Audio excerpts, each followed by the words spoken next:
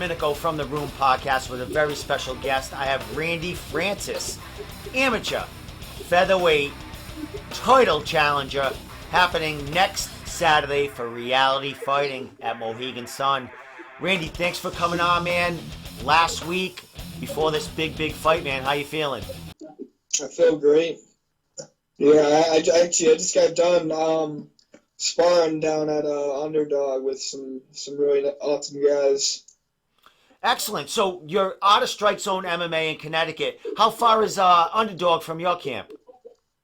It's about an hour. So, I like to travel. I've been out to Regiment as well, trained with, the guys out at Regiment as well, and I train in Thornton in Hartford as well. So I like to get around. Well, you're around a lot of great fighters, UFC fighters. Yeah. You have Jorgen De Castro. You talked about Regiment, who just, before you came on, it was announced that he's fighting Greg Hardy. How do you feel about that?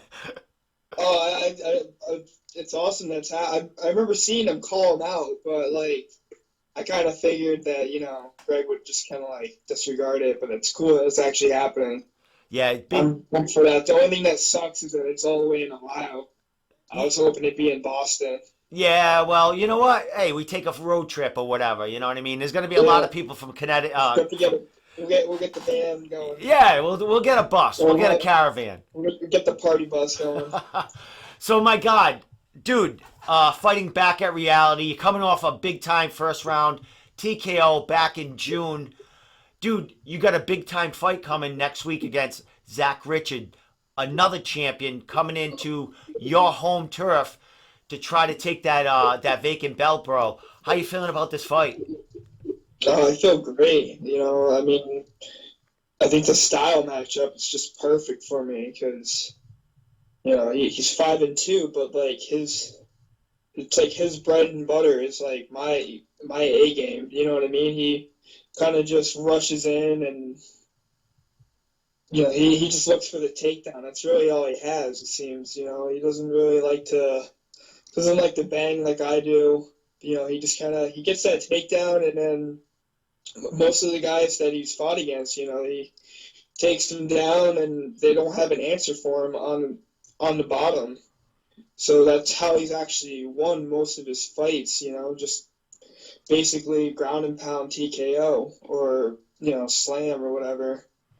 Now, you talked about, him and your A game. He's coming at your A game.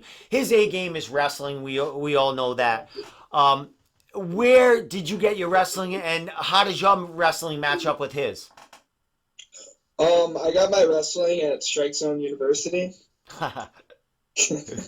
No, but my head coach, Daryl, he's just one of the nastiest wrestlers to come out of New England. He back in the 80s, I think it was, he got second place on a world championship sambo tournament, which is almost unheard of for an American to even rank at. He's been wrestling well over 40 years. He didn't start fighting MMA until he was 42 because that's when MMA came around. Yeah. So he's been in the fight game. He's literally a New England MMA pioneer. So he just, if you can't take somebody down, you don't fight for Strikezone. That's just how it works. Well, you're coming off that fight in June where you had that first round TKO. How did this fight come about? How were you planning on fighting for Reality again, or did this matchup come down the line and you said, "Hey, I'm going to take this"? It kind of just came down the line. I've been trying to get more fights, but my coach has just been kind of telling me to chill. I get fight offers all the time from different people, and I'm just the type of person where I'm yeah, I'll do it. And then I go tell my coach, and he's like, yeah, no, you're not gonna fight. Well, you gotta. If I had my way, I probably would have had another 5 fights by now.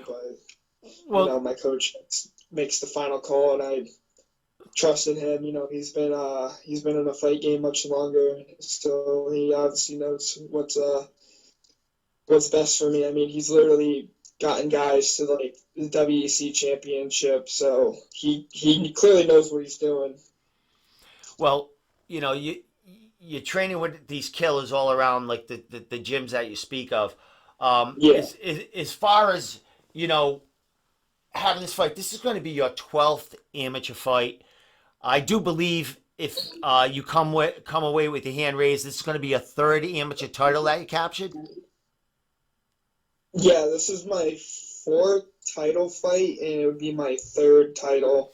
Dude, I mean, 12 fights, amateur. You're a young kid. How old are you? 25, 26? Yeah, I'm 25.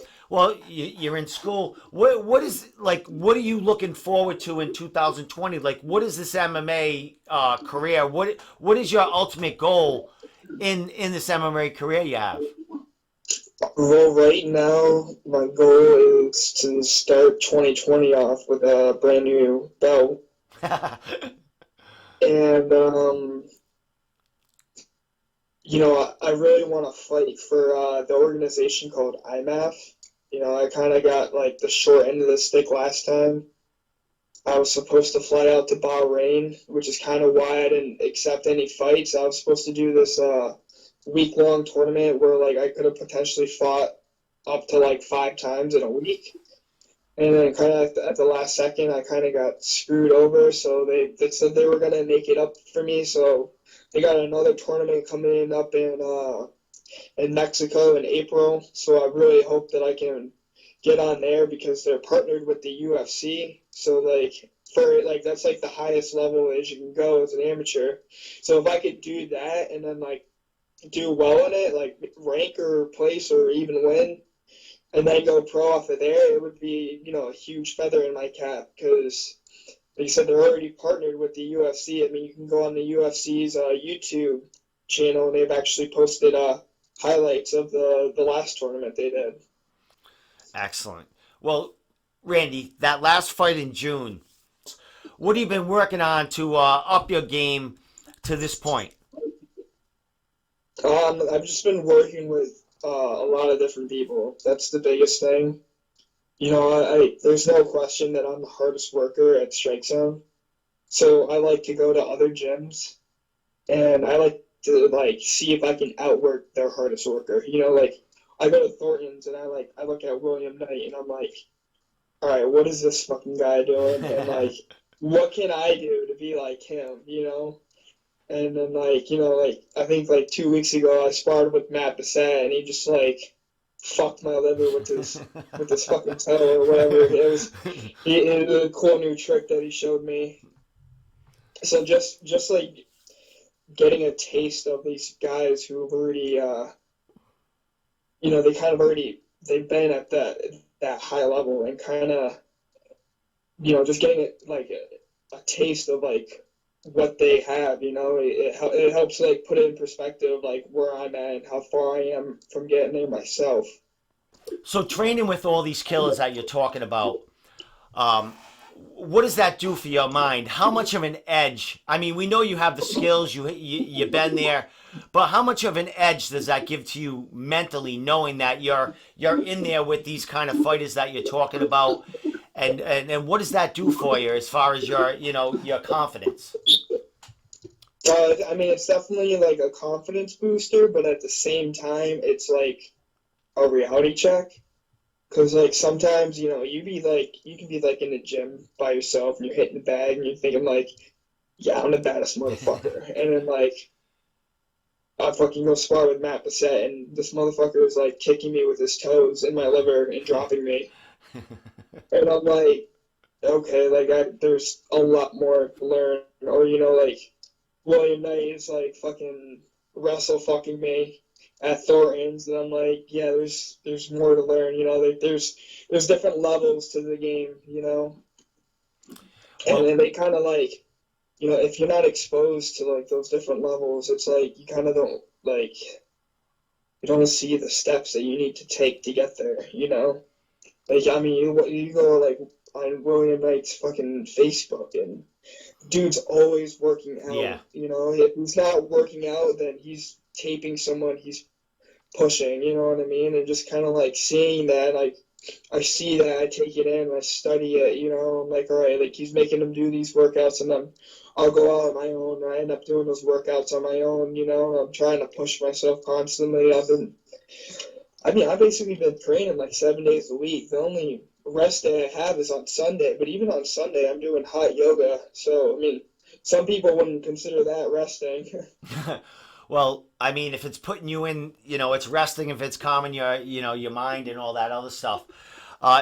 Before we get to your sponsors, Alyssa, I want to talk just a little bit about Zach coming in here. Zach, just won a belt himself. Was just, I think Neff just awarded him as Fight of the Year. Do you think this matchup and this fight happening Saturday night has the potential to be another kind of Fight of the Year, or do you not think he's kind of on your level at this point? Well, I think any fight that I fight has the potential because everybody knows like when it comes down to it, I don't give a fuck. Like I'm down to bite down on my mouth guard and swing. That's one of the problems I've had actually is that I wanna brawl too much. But I'm hoping to put a good show on. I mean, I think it really depends on how much he wants to wrestle. Because like if he comes in like most of his fights, he throws like one or two punches and then he tries to take it down.